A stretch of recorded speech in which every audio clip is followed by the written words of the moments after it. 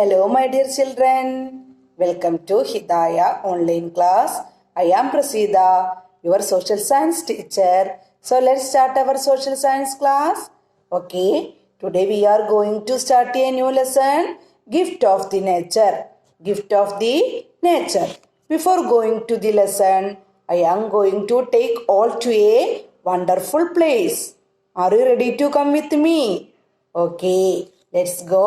Students, do you know where we are going? We are going to visit a small island. Look here. Can you identify the island? No, don't worry. This is Nauru, a small island in the Pacific Ocean. Nauru, officially known as the Republic of Nauru, it was described as the richest country in the world. This island, which is just 21 square kilometers in or was once lush green and was the abode of several migratory birds. Nauru was rich in phosphate, the minerals used for making chemical fertilizers. Nauru prospered through phosphate mining, but the uncontrolled mining activities led to the extensive clearing of natural vegetation. Students, now Nauru has a barren land. The resources are completely exhausted. You have read about Nauru, the country which was once rich because of its phosphate mineral resources, but now has become poor due to the depletion of the same. Now you might have some questions in your mind. What are resources? What cause resource depletion? Should these resources be conserved? This unit helps us to understand more about resources, resource depletion and resource conservation. Okay. ലോകത്തിലെ ഏറ്റവും സമ്പന്നമായ രാഷ്ട്രം Pacific സമുദ്രത്തിൽ സ്ഥിതി ചെയ്യുന്ന വെറും 21 ചതുരശ്ര kilometre മാത്രം വിസ്തൃതിയുള്ള നൗറു എന്ന ദ്വീപിനെ കുറിച്ചിട്ട് വിശ്വവിഖ്യാത മാസികയായിട്ടുള്ള നാഷണൽ ജോഗ്രഫിയിൽ വിശേഷിപ്പിക്കുന്നത് ഇങ്ങനെയാണ്. അതായത് നിറയെ പച്ചപ്പുള്ള ഈ ദ്വീപ് ഒരിക്കലും നിരവധി ദേശാടന പക്ഷികളുടെ അഭയകേന്ദ്രമായിരുന്നു. എന്നാൽ ഇന്ന് നൗറു എന്താണ്, ഒരു തരിശ് ഭൂമിയായിട്ടാണ് സ്ഥിതി ചെയ്യുന്നത്. അതായത് ദ്വീപിലെ വിഭവങ്ങളെല്ലാം എന്താണ്, തുടച്ചു നീക്കപ്പെടുകയാണ് ചെയ്തിട്ടുള്ളത്. അതായത് രാസവള നിർമ്മാണത്തിന് ഉപയോഗിക്കുന്ന ഫോസ്ഫേറ്റ് എന്ന ധാതു വിഭവത്താൽ സമ്പന്നമായിരുന്നു നൗറു. 1888 ജർമ്മനി അവിടെ കോളനി സ്ഥാപിച്ച് ഫോസ്ഫേറ്റ് ഖനനം തുടങ്ങിയതോട് കൂടിയിട്ട് ദ്വീപിന്റെ ദുരവസ്ഥ തുടങ്ങി. ഒന്നാം ലോക മഹായുദ്ധാനന്തരം ബ്രിട്ടൻ, ഓസ്ട്രേലിയ, ന്യൂസിലാൻഡ് എന്നീ രാജ്യങ്ങൾ അവിടെ ഖനനം ആരംഭിച്ചു. ഫോസ്ഫേറ്റ് ഖനനത്തിലൂടെ നൗറു ഒരു സമ്പന്ന രാജ്യമായി മാറി. എന്നാൽ അമിതമായിട്ടുള്ള ഫോസ്ഫേറ്റ് ഖനനം എന്താണ്, അവിടുത്തെ സസ്യാവരണം മുഴുവൻ ഇല്ലാതാക്കുകയും പക്ഷികളും ജന്തുക്കളും ഒക്കെ നാമാവശേഷമാവുകയും ചെയ്തു. നൗറുവിന്റെ പരിസ്ഥിതി തന്നെ മാറി. അപ്പോൾ ഫോസ്ഫേറ്റ് നിക്ഷേപവും അധികം താമസിയാതെ എന്ത് ചെയ്തു, തീർന്നു പോയി. അങ്ങനെ നൗറു തികച്ചും ഒരു ദരിദ്ര രാജ്യമായിട്ട് എല്ലാ അർത്ഥത്തിലും മാറുകയാണ് ഉണ്ടായത്. What are resources? റിസോഴ്സ് എന്ന് പറഞ്ഞാൽ വിഭവങ്ങൾ. What are resources?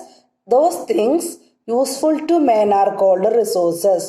Those things useful to man are called resources. അതായത് പ്രകൃതിയിൽ കാണുന്നതും മനുഷ്യന് ഉപയോഗപ്രദവുമായിട്ടുള്ള വസ്തുക്കളെയാണ് നമ്മൾ എന്തെന്ന് പറയുന്നത്, റിസോഴ്സസ്, അതായത് വിഭവങ്ങൾ എന്ന് പറയുന്നത്. Okay, those things useful to man are called resources.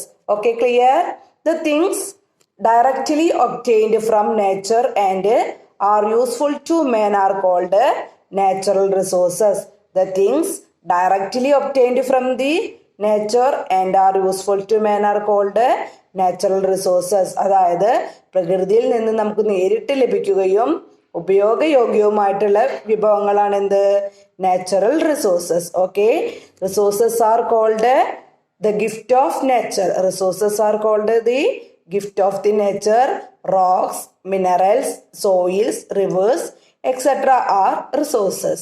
Okay, clear? Some resources are living things and rest are non-living things. Listen, some resources are living things and the rest are non-living things. The living resources are called biotic resources.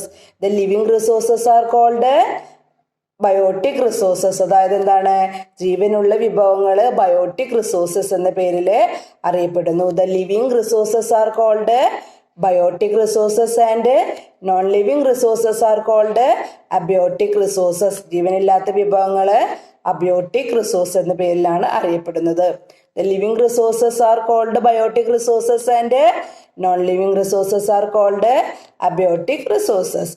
Okay, some of these resources are available at all times, but some resources get exhausted with use. Okay, resources can be classified as renewable and non-renewable. Okay, renewable and non-renewable resources. Okay, the renewable resources are those resources which do not exhaust ever after repeated use. Renewable resources are those resources which do not exhaust ever after repeated use. Wind, water, sunlight, soil, etc. are the example of renewable resources. Resources get exhausted due to their uncontrolled use by human beings. Such resources are called non-renewable resources. Listen, resources get exhausted due to their uncontrolled uses by human beings. Such resources are called renewable resources. Example, coal, natural gas, petroleum, iron ore. Okay, there are two types of resources, renewable resources and non-renewable resources. All of you take page number 175 and complete the worksheet. Okay, what are man-made resources? Resources made by man with the help of suitable tools, equipments, technology are known as man-made resources. Example, vehicles, buildings, furniture, etc. Okay students, today we have discussed about resources and different type of resources. We will continue this chapter in next class. Have a nice day. Okay, thank you.